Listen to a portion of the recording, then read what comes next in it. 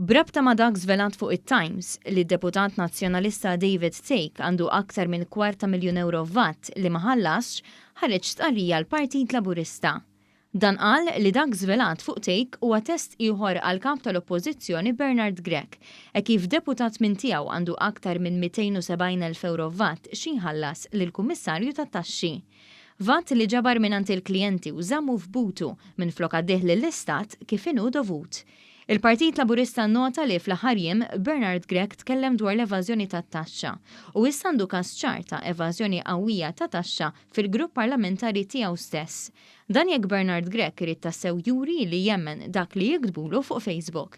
Fis-stqarrija l-Partit Laburista saħaq li kulħadd jifhem li Bernard Grech se jibqa' jkollu problema ta' kredibbiltà għaliex huwa nnifsu evada t-taxxa kontinwament sakemm aċċetta li jitqiegħed kap tal-Partit Nazzjonalista.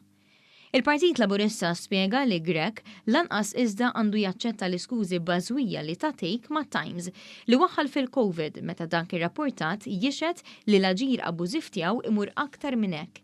Iċ-ċifri fir-rapporti pubblikat fit-Times juru li dan huwa każ ta' VAT mhux imħallas fuq madwar 1.5 miljun euro tul u fuq medda twila ta' żmien. L-awtoritajiet kompetenti għandhom jieħdu dan il-każ bl-akbar serjetà għaliex ħadd mul fuq mill-liġi lanqas id-deputati tal-Oppożizzjoni, temm jinnota il-Partit Laburista.